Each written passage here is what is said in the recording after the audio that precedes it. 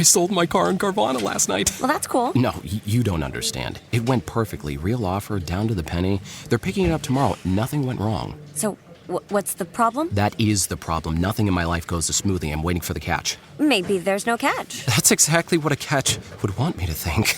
Wow, you need to relax. I need to knock on wood. Do we have wood? Is this table wood? I think it's laminate. Okay, yeah, that's good. That's close enough. Car selling without a catch. Sell your car today on Carvana. Pickup fees may apply. If you work in university maintenance, Grainger considers you an MVP because your playbook ensures your arena is always ready for tip-off. And Grainger is your trusted partner, offering the products you need all in one place, from HVAC and plumbing supplies to lighting and more. And all delivered with plenty of time left on the clock, so your team always gets the win. Call 1-800-GRAINGER, visit Grainger.com, or just stop by. Grainger, for the ones who get it done. It was kind of therapeutic for me to do the song. It kind of helped me get over it because I'm so pathetic in the song. You know what I mean? That's what the root is. She got it on me, and I'm just fucked up, right?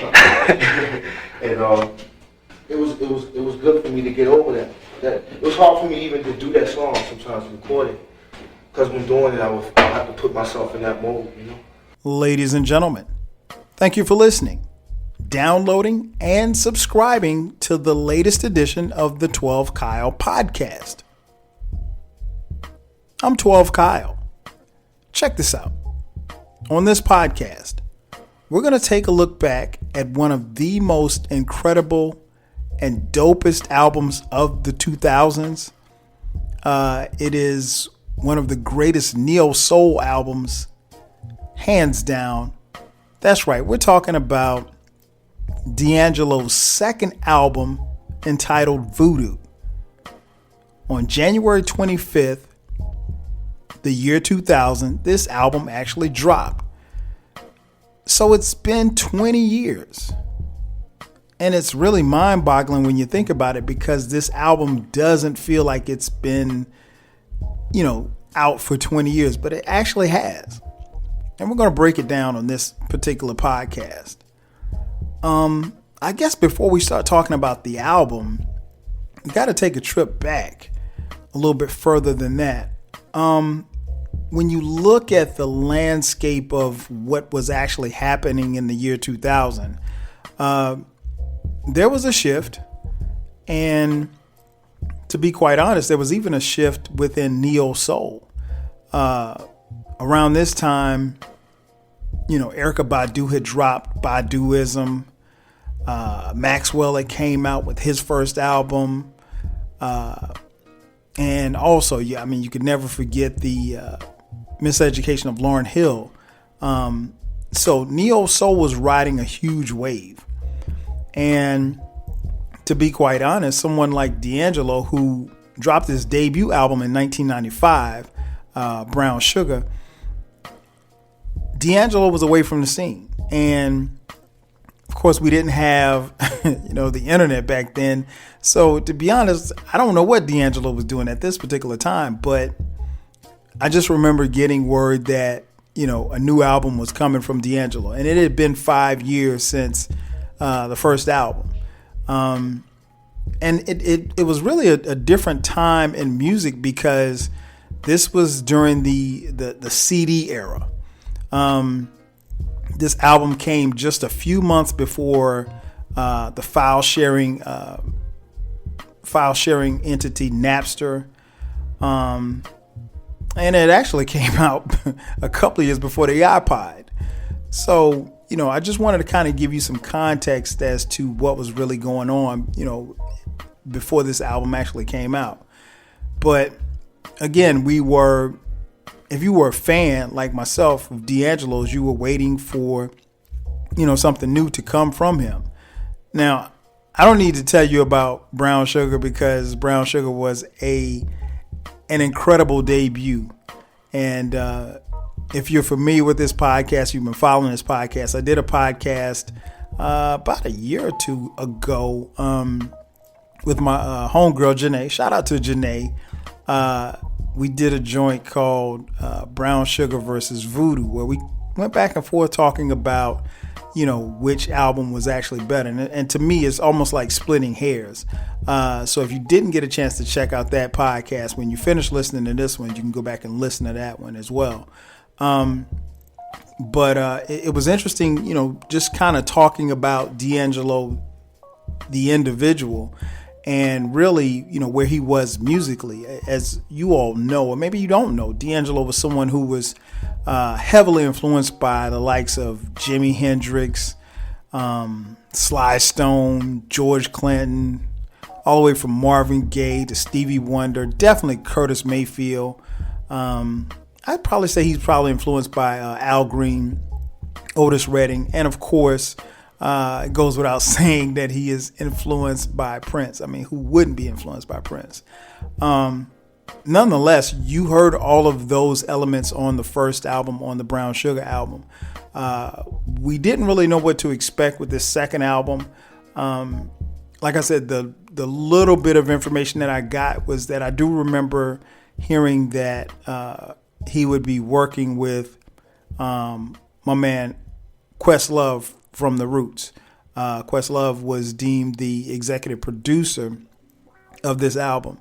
And so, me being a huge fan of The Roots, me being a huge fan of D'Angelo's, I couldn't wait to hear this album. And so it was just a situation where, again, it had been a while. And normally in music, at least back then, artists generally didn't take a lot of time in between, in between releasing music. So really for us to have to wait, 5 years for an album to come out, that was a little different. But honestly, if you're a fan of D'Angelo's, you knew that it was going to be worth the wait. So like I said, this album comes out January 25th, the year 2000. And it was crazy, man, because there were some singles that were released, prior to the album coming out. But honestly, we still didn't know what to expect. Like I said, the only thing we knew was that Questlove would be working with D'Angelo and, the album was coming. Before I get into the tracks, let me just give you a little brief overview as far as like the production. Now this album, again, it's neo soul, right? So it's gonna be, you knew it was gonna be dope. Anytime you're dealing with neo soul and you had the likes of D'Angelo and Questlove. What we did not know, but would later find out, is just how, the production kind of came about and how, the forces and all of the energy surrounding the album. First and foremost, the album was created in Electric Lady Studio, which is a studio that was Jimi Hendrix's studio that he opened up slightly, I think maybe a couple of years before he passed away, in Manhattan. And so, Stevie Wonder had recorded there. And so, it was a situation where D'Angelo kind of wanted to get the vibe of not just Jimi Hendrix, but, the likes of Stevie Wonder. And so, you had that energy going on. One thing we didn't know as well was that at the same time that this album was being produced, Questlove, who is labeled the quote-unquote co-pilot of this album, he was actually also producing Common's album Like Water for Chocolate, which is one of my favorite albums, favorite hip-hop albums, definitely my favorite from Common. And he was also producing Mama's Gun by Erykah Badu. And so the way that it was set up in Electric Lady Studio was that, D'Angelo might have one room. They might be working with Common in the next room, and then the room over from that room, they may be working with Erykah Badu. So you had a whole lot of different energy and people coming in and out. Also, Q-Tip came through.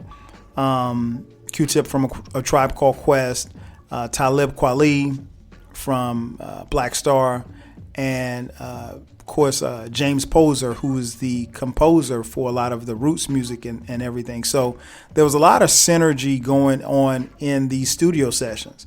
And I remember listening to an interview later on, and the audio engineer who did Voodoo, a guy by the name of Russell Elevado, he said that what they did was they used old school recording techniques. So everything is analog. But he also said that it was just basically plugins, analog, and live instrumentation.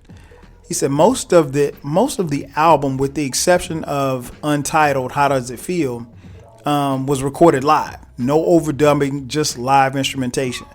And if you're a fan of neo soul, if you're a fan like myself of just great music, there's nothing better than listening to live instrumentation. So while I can appreciate, the computer based music, if you will, there's something to be said for being able to be in a studio and have live music and just record. And Questlove also said that in their recording process was, they just recorded, and they just recorded and recorded and recorded. And then a lot of the stuff that they recorded just stuck. And, just imagine coming into a studio and just having a jam session, and you just jam for 4 hours straight. And then you look up and lo and behold, you've got a song. So you get that feel when you're listening to this album. It's really, really prevalent all throughout the album as far as how the instrumentation, the live instruments sound. And I think that's, honestly, it's a lost art, to be honest. Because, everything is so computerized now, and, auto tunes, and, so music definitely does not sound sonically like this anymore. But this album, they had that on there, and I think this is one of the many things that stand out with this album. But yeah, the production was crazy. Almost all of the songs on the album, 13 tracks. All of the songs are produced by D'Angelo, with the exception of Devil's Pie, which is co-produced by DJ, the world famous DJ Premier, and Untitled, How Does It Feel, and Africa were both co-produced by the great Raphael Sadiq from Tony.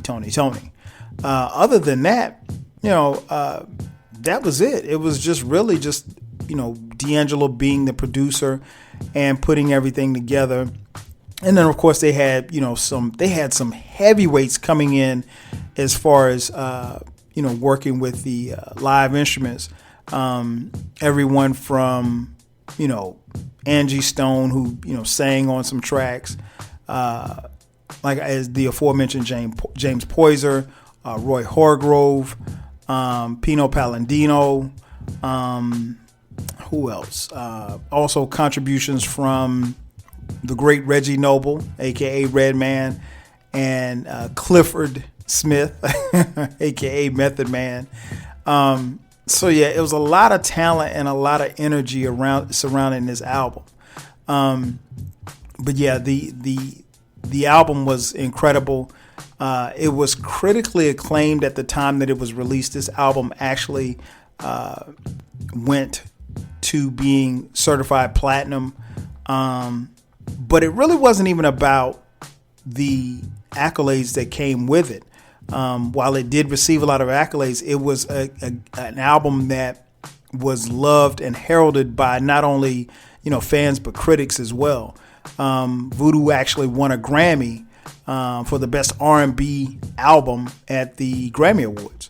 And the song Untitled, How Does It Feel, also won Best Male R&B Performance. So, when you have that kind of, accolades coming along with the album, that should tell you a lot about the album.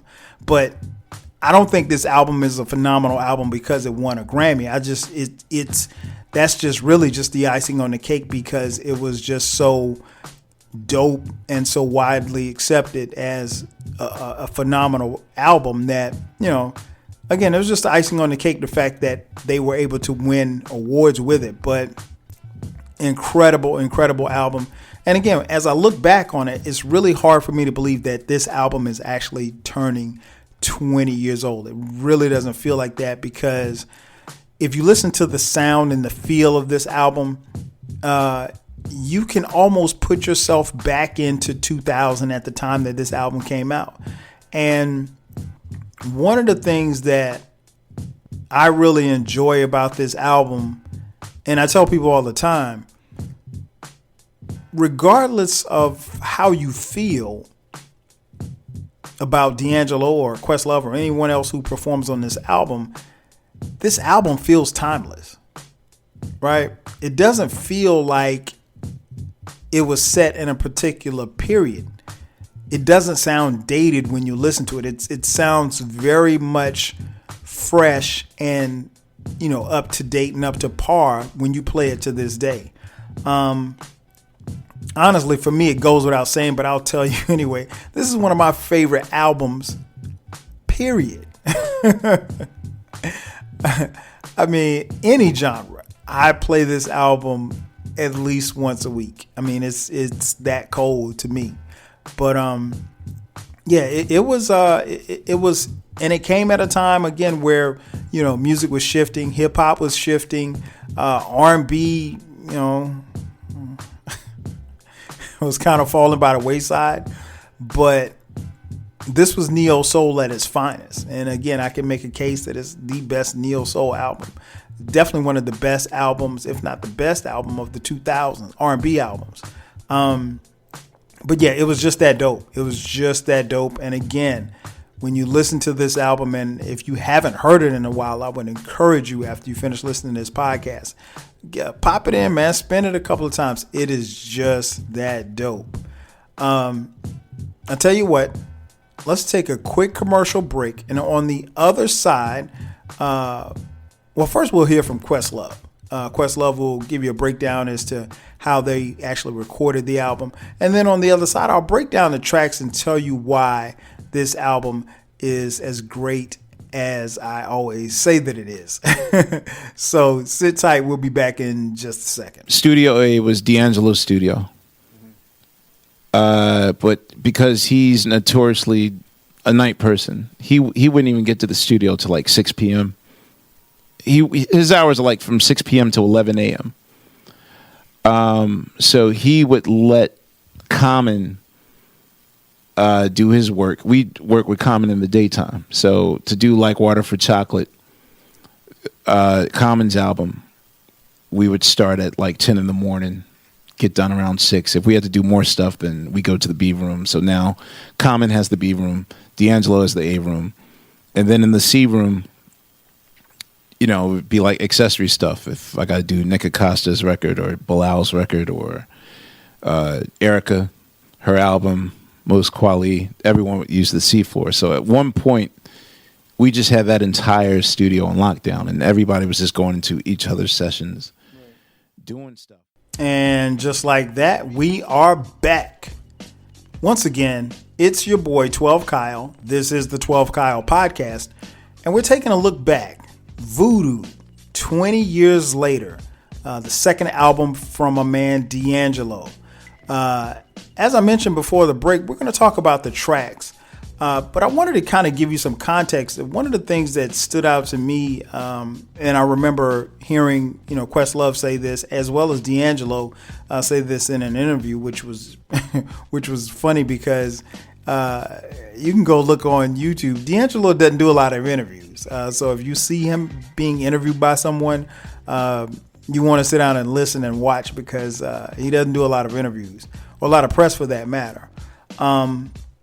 Nonetheless, one of the things that kind of resonated with me that both of them said was that this album was kind of created because they were really tired of, the BS that was R&B. R&B in the late 90s and the early 2000s really didn't sound like the R&B from the earlier 90s and 80s.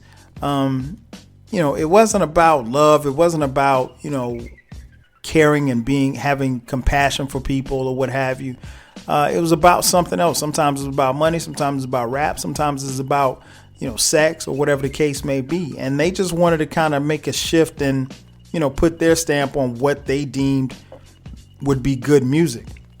So I think when you look at it from that concept, they really were frustrated with where music was. So sometimes when you're frustrated about where music is, it's easier to create from a space to make your own music, to push the boundaries and the limits as to what you think the music should sound like. And to me, I think that's what Voodoo is. It's where they really, really push the boundary. And again, this is a phenomenal album. This album starts off with the first track, Playa Playa.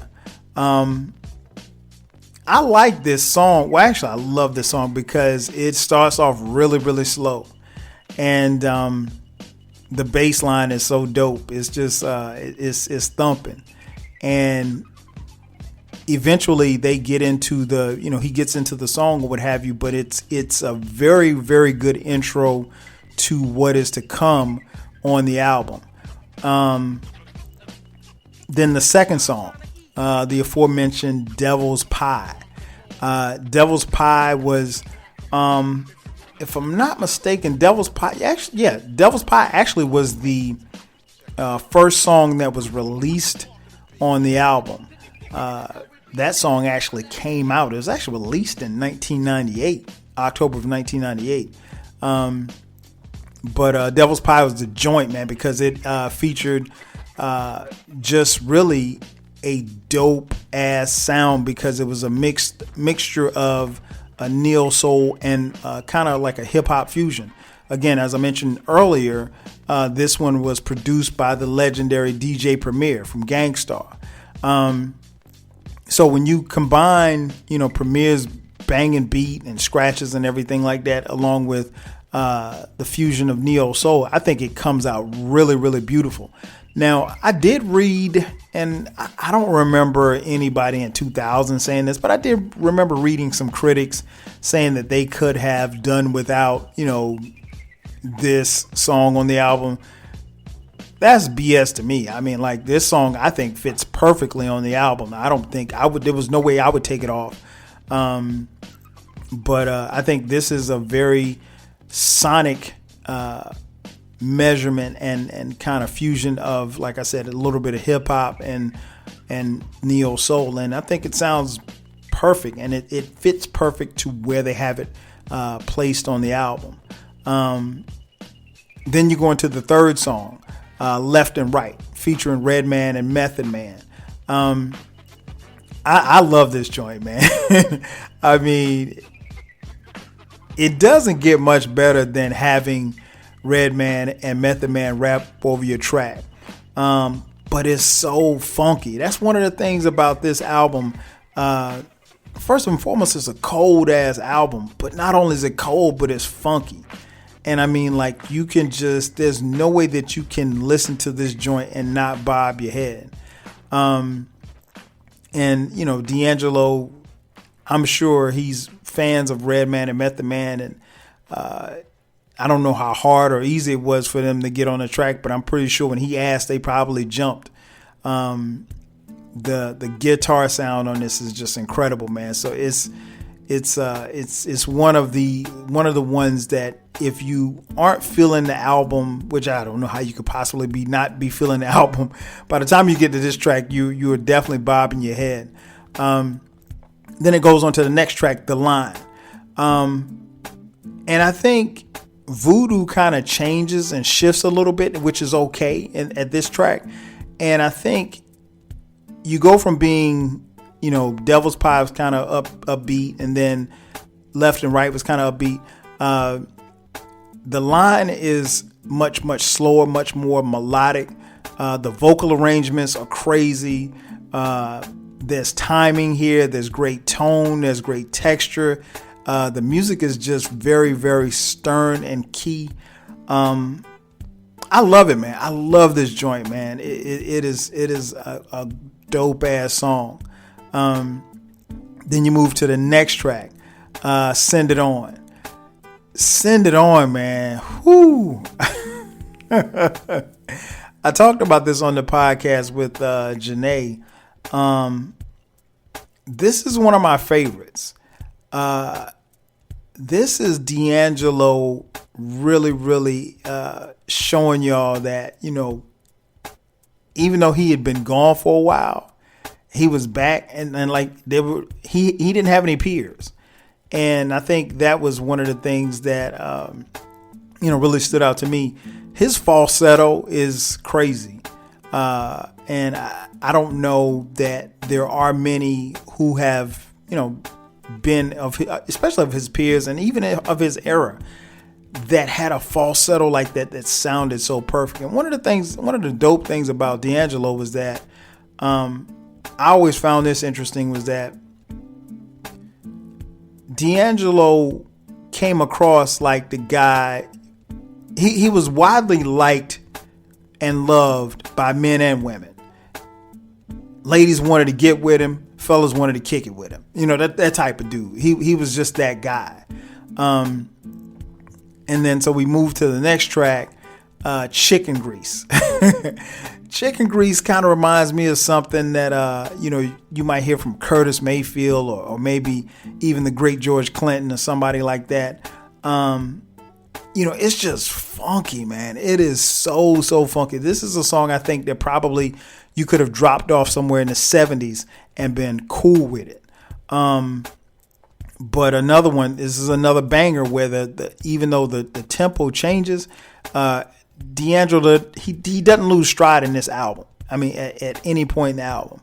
And on the next joint, he slows it down with One More Again. One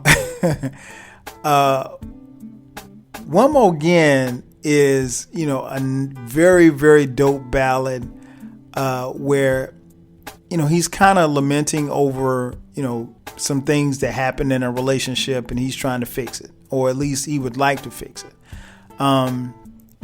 But man, if you've ever gone through some things in a relationship, One More Again will speak to you in that atmosphere. Then the next track, The Root. You heard D'Angelo at the top of the podcast talking about, how he felt writing The Root and how difficult it was at times for him to actually perform The Root. As many of you know, D'Angelo was in a very serious relationship with the singer Angie Stone, and I think I know they had a child, a son. He didn't say specifically that this song was about her, but it's about her. But yeah, it's crazy, man. In the name of love and war, you took my shield and sword. Whew. Trust me, everybody's been there. I don't care if you're a guy or girl, whatever the case may be. You've gone through some things in a relationship and it made you feel like maybe, just maybe that this person had something over you and you don't know what it was. But the guitar is crazy. This song is buttery. That's the best way I could describe it. Then we move to the next track, the Spanish joint. Everything changes here. Spanish joint is one of my favorite joints on this album. Shout out to the late great Roy Hargrove. His horns are crazy. I mean, like crazy horns on his joint. I would have loved to have been a fly on the wall in this studio session, because this song sounds like a jam session. This song sounds like they were just sitting around and they were just playing, and this is what was created from it. Crazy song. Like I said, one of my favorite songs on the album.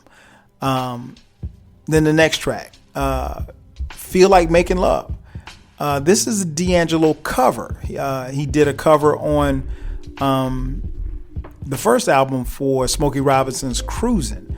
But this one is Roberta Flack's 1974's Feel Like Making Love. And he does it justice, man. This song is, I guess this is the best way I can describe this song. This song is incredibly dope, and it's probably my least favorite song on the album. It's not skippable because I'm going to listen. It's probably the least best song on the album, and it's dope as hell. Next track, Great Day in the Morning / Booty. Great Day in the Morning is a Southern term, first and foremost. So when I saw that on the track list, I was like, wait a minute, Great Day in the Morning. But Great Day in the Morning, man, it is incredible. It is a true banger. I mean, D'Angelo is just, he's all over the place with this, and you can't, you just have to take this song in. I mean, like, everything from the tempo to the beat to the him, singing his heart out. But he's still looking for a great day in the morning. I mean, yeah, it's crazy. It's crazy. Then the next track, Untitled, How Does It Feel? Now this song is very, very popular. He shot a video for this song. And in the video, he's naked. Well, I mean, he's not really naked, but I mean, he actually is naked. But the way that the video was shot, there was a screen behind him and a screen in front of him, so the people on the set couldn't see him naked. We are actually only seeing a video from the waist up, and I remember there was some crazy rumors back in the day that let's say that there was just a young lady standing in front of D'Angelo as he was singing this at the video, and she was, putting in work. Allegedly. I don't know where that rumor came from, and it sounds crazy, but from what I could tell, that's a lie. Nonetheless, crazy song. Now, if there's ever a time where D'Angelo reminds me of Prince, or you can hear the Prince influence, it's on How Does It Feel? And I have to talk about the video along with the song, because the song was incredible and the video was visually dope, but the video really put D'Angelo into quote unquote sex symbol status. When Brown Sugar came out, I remember the first video from Brown Sugar was the self-titled Brown Sugar. He was dude sitting behind a piano. He had this big jacket on. He wasn't showing off his body, but when How Does It Feel came out, I mean, that was the joint, and everybody, was checking for this video. Like I said, the ladies loved him, and, fellas looked at him and was like, yo, how can I get my body like that? But yeah, it was crazy, man. D'Angelo, phenomenal song. Yeah, it's, man, when you get a chance, check out the video. It is very well shot, and I saw like little behind the scenes stuff as far as them talking about how they came up with the concept of it. Really, really dope. And then the album ends with track 13, Africa. Africa really reminds me, and I talked about it on the podcast with Janae. It took me a while to warm up to this song, and I don't mean a long while, but initially it wasn't like a favorite of mine, but I love this song, man. I think he took him to church. You can hear the musical influences. I love this song, man. This song is a banger. It closes out the album perfectly. The subject matter is really, really dope. You can't go wrong. Overall, this is, as I mentioned before, this is a phenomenal album. I'd be lying if I told you that it wasn't one of my favorite albums, because it is. And I'm not just speaking this as a fan just because I think it's a dope album. But I think D'Angelo changed the game in a lot of ways with this album. Not only is it sonically dope, but it's just, you put it on and you feel good. It's one of those feel good albums. And honestly, it's an album that has really, truly stood the test of time. Like I said, it's mind-boggling that it's 20 years old, but when you're influenced like D'Angelo was by, guys like Sly Stone and Prince and Stevie Wonder, it makes sense that your music would be timeless because, their music was timeless. I would implore anyone who's listening to, take a listen to this album and just reflect as far as, where D'Angelo was at that particular time when he recorded this album. And then you also have to keep in mind the fact that for as great as Brown Sugar was and as successful as D'Angelo was, to go away and then come back 5 years later, and some would say make an even better album than your first album, that's saying a lot. Personally, for me, like, I have to, it's just me. If I listen to Brown Sugar, I gotta listen to Voodoo. If I listen to Voodoo, I gotta listen to Brown Sugar. That's just that's just the way it is. But this is a phenomenal album by an incredibly talented artist. And 20 years later, we're lucky that he gave us this classic, because it truly is a classic. That's going to do it for me. Thanks again for checking out the latest edition of the 12 Kyle podcast. I'm your boy 12 Kyle. We'll catch you guys next time. 5 G's. Okay, I can play this joint I wrote called Spanish Joint. It's on the new Voodoo album.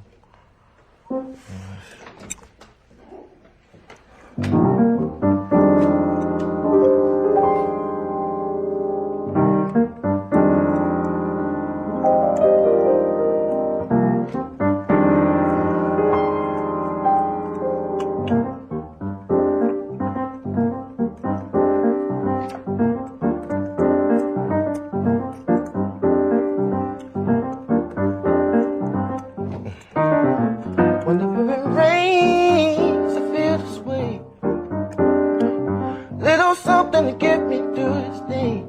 Hey, give me a look back. Knows I'm glad. Yeah, won't give me a good thing. Putting me, feeling free. Letting go and letting on my feet. Hey, brushed her back. Knows I'm glad. Yeah, won't give me a good thing. Believe sin is true. Heaven will be with forever do. Whatever the cost, stop being fool. I wanna dance, little child. Do what you have.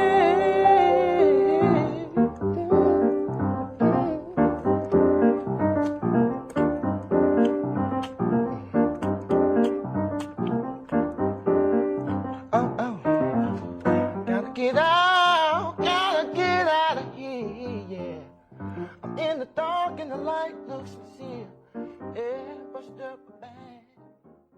If you work in university maintenance, Granger considers you an MVP because your playbook ensures your arena is always ready for tip-off. And Granger is your trusted partner, offering the products you need all in one place, from HVAC and plumbing supplies to lighting and more. And all delivered with plenty of time left on the clock, so your team always gets the win. Call 1-800-GRANGER, visit Granger.com, or just stop by. Granger, for the ones who get it done. If you work in university maintenance, Granger considers you an MVP because your playbook ensures your arena is always ready for tip-off. And Granger is your trusted partner, offering the products you need all in one place, from HVAC and plumbing supplies to lighting and more. And all delivered with plenty of time left on the clock, so your team always gets the win. Call 1-800-GRANGER, visit Grainger.com, or just stop by. Grainger, for the ones who get it done.